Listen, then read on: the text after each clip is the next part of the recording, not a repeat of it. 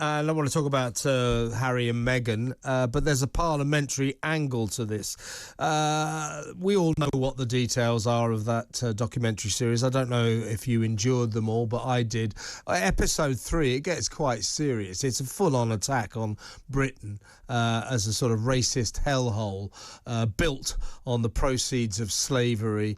It claims that Meghan had to leave the country because it got a lot more racist after Brexit. So it is this extreme, silly left-wing narrative augmented by left-wing people like David Olusoga, the professor, and Afia Hirsch, who thinks that we should pull down Nelson's column as a start to atone for our colonial past, and so on and so forth. So that was what it was. It was quite, I thought, egregious in its attack on Britain, a classic left-wing attack, and not founded. Now, plus the attacks on the royal family, Meghan mocking the Queen with that curtsy scene. Many people in this country, millions, now feel that the King should act. Enough is enough. He should strip them of their Duke and Duchess titles. Now, we know what he's like, old Prince Charles, King Charles. He's a bland man. He's very unlikely to do it. He's always worried about his own shadow, so I don't think he'll do it. So, enter Tory MP Bob Seely, the MP for the Isle of Wight, very well-regarded high Tory.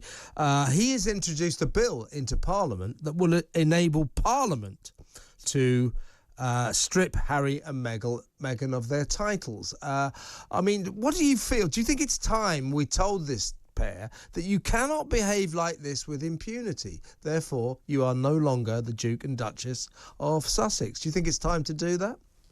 Yeah, I do. I mean, I'm all for freedom of speech. It's up to them if they want to make their living that way. But if they're going to make that the living that way, which is effectively undermining the institution they're still connected to, there's going to be some consequences. You know, have the right to say it, but don't have the rights and privilege that go with it as well. I think, you know, for me, I'm bored of them. I mean, I did watch some of that. So I was doing my homework.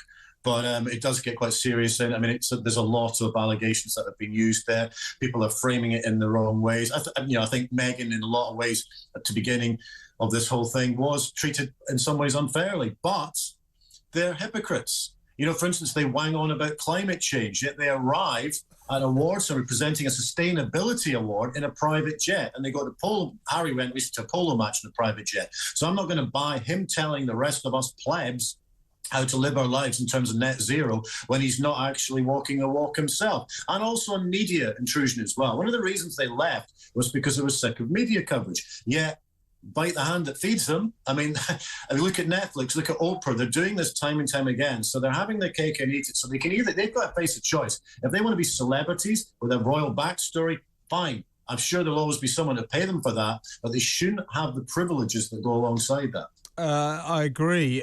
So we've got 3 more episodes of this to come, and we're promised, or we are warned, that the last 3 episodes might be even stronger than the first 3. You know, there's turbulent times ahead, and you've got to ask, what do they think they're doing? I mean, Meghan, it seems to me, is on a mission to destroy the royal family, and you can see at certain points during this documentary, during these programmes, that he looks rather mortified by this. When she's mocking the Queen and mocking having to curtsy to the Queen, if you pan across, you look at Harry's face. There, we're looking at that scene now. Look at his face. He looks like he wants the ground to open up and swallow him. He's not happy with this. I mean, she looks like she's in charge of the agenda.